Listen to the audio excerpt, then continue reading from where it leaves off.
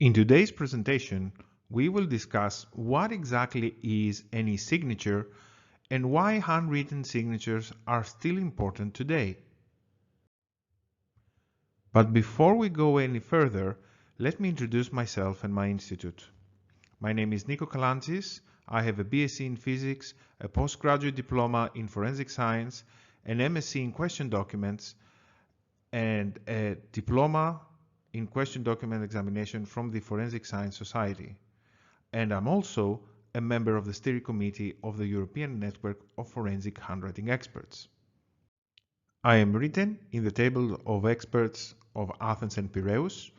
I served for a decade as a visiting research fellow at Staffordshire University, where I'm currently serving as a researcher. I'm a professional member of the Chartered Society of Forensic Science.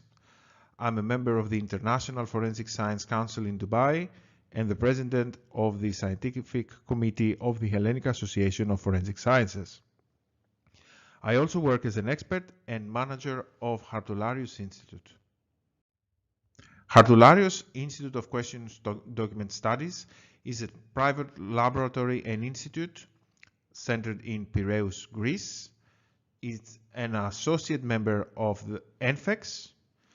We have a team of trained examiners, a fully equipped laboratory. We employ the AA peer review system per case, and we are very active in research projects and collaborations. Furthermore, we provide training services and webinars, so be sure to check out our webpage and our mailing list for upcoming events. Finally, our institute has specialized in digitally captured signature technology, and we provide calibration services for digitizer hardware and solution evaluations. Now let's discuss a little bit about the signature as a means of authentication. Why do people prefer to use a signature as their to-go biometric security feature? The signature has a very long history. The first autograph, meaning the first handwriting used to identify a person, is more than 5,000 years old. And ever since, the signature has been used as a means of authentication. But it was not until 1677 when the English Parliament, with the Statute of Frauds Act, recognized the handwritten signature not only as a means of authenticating a transaction, but as a requirement in order for specific contracts to be legally valid. So we can see that the handwritten signature has a very long history, but is it still relevant today? If we look at the United States presidential elections of 2020, we will immediately recognize the importance of the handwritten signature, as that security feature was a requirement for the mail-in vote. Depending on the state, for the mail-in vote to be valid, the signature of the voter has to be present. And that signature is examined by an election judge in order to determine whether the mail-in ballot is valid or not. This was a very important topic, and in October 2020, the New York Times published an article regarding the process with which the authenticity of the handwritten signature and therefore the validity of the mail-in ballot was examined. But enough with the traditional pen and paper signature. So the question remains, what exactly is an e-signature, also known as a biometric signature or a digitally captured signature? E-signature technology captures the position of the tip of the stylus at a given time interval. Not only that, It also captures the force exercised by the tip of the stylus on the digitizer, and with doing that, the e-signature includes biometric data. The biometric data are stored in a digital file in a numerical form. Taking advantage of the numerical form of the biometric data, the expert or the institution has the option to choose different visualizations depending on the use of the biometric data. Comparing the e-signature to the paper version of the handwritten signature, we immediately realize the many capabilities of visualization that are available to the expert. Using the captured biometric data, the expert can visualize more aspects of the handwritten motion and therefore enhance their forensic examination capabilities. So, what is the status of equivalence between pen and paper and e-signatures? Pen and paper signatures are personal, legal, and safe. E-signatures meet all these criteria in their equivalence to the pen and paper signatures. They are personal because they provide the same familiar experience to the user. They are legal because they enjoy recognition from the ADAS regulation and national legislation. And they are safe because they can be forensically examined.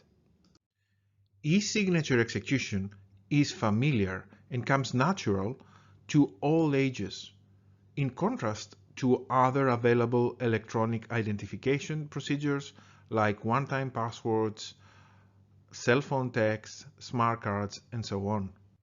The execution of an e-signature provides the same familiarity as signing with a normal liquid ink pen, and that is without sacrifice to security. Plus, it provides an insight to more characteristics to internal fraud examiners or forensics experts, as mentioned earlier. Of course, there is national legislation, depending on the country, that deals with these signatures. But in the European area, we have the ADAS regulation that dictates the requirements and the status of different types of electronic signatures. The ADAS regulation states that an electronic signature can be a PIN code, a one-time password, email signatures, electronic identity cards, scanned signatures, symmetric or public key cryptography, and biometric signatures, meaning e-signatures. It is very interesting to see how the ADAS regulation uses the handwritten signature as the standard for validity and legality, as described in Article 25, Paragraph 2. A qualified electronic signature shall have the equivalent legal effect of a handwritten signature.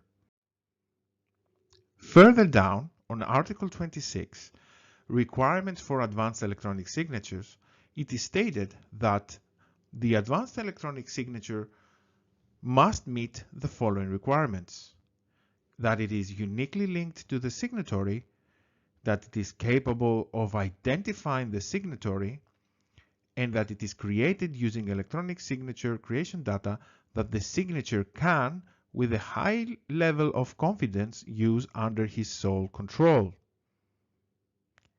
Those 3 out of the 4 requirements apply only to the biometric signature, by the nature of the biometric signature. We also need to mention at this point that the ADAS regulatory framework is under review. The open consultation period was from 24th of July until the 2nd of October of 2020, and we are waiting to see what the review will be. In my opinion, this proves the importance of the electronic signature situation and the recognition of that importance from the European Union perspective. In the European area, we have the European Network of Forensic Science Institutes, also known as ENFSI. ENFSI is consisted of different working groups depending on the forensic discipline. The working group that deals with handwriting and signatures is called ENFEX, European Network of Forensic Handwriting Experts. And just like the other working groups, ENFEX has composed a best practice manual for the forensic examination of handwriting. The recent update, the edition 3 of the best practice manual for the forensic examination of handwriting, which became publicly available on the 18th of January 2021, includes Appendix number 5. Appendix number 5 was written by the members of the STEFA Group 8 research group and consists of a detailed methodological approach on the examination of authenticity of e-signatures. The inclusion of this appendix to the latest version of the best practice manual completes the circle, as now the forensic expert has the tools to examine the authenticity of the e-signature just like he did for the pen and paper signatures for so many years. So it is safe to say that the e-signature is the future, but the future is now. Recently, Wacom provided their EMR sensor technology to well-established pen manufacturers. This led to the creation of devices like the Lamy All-Star Black EMR pen, the Mitsubishi Hi-Uni digital pencil, and the Studless Norris digital pencil that have the Wacom EMR sensor embedded in them. These devices have a very large range of compatibility and interoperability. Our laboratory has been exploring this aspect and calibrating some of them. Furthermore, we believe that it's these devices that will allow the public to understand the equality and familiarity of e-signatures to handwritten signatures with liquid ink. Think for a moment. Do you have only one pen at home, or do you have several? And if you have several, do you have the same type of pen several times, or do you have different ones? Individuals want to be different.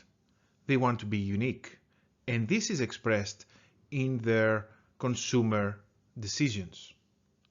These devices allow the consumer to choose a different EMR stylus for the day-to-day routines. So we've seen how the liquid signature enjoys an established scientific and legal status. And we've also understood how this status is transferred to the e-signature. What remains to be discussed is why we should choose e-signatures over other types of authentication.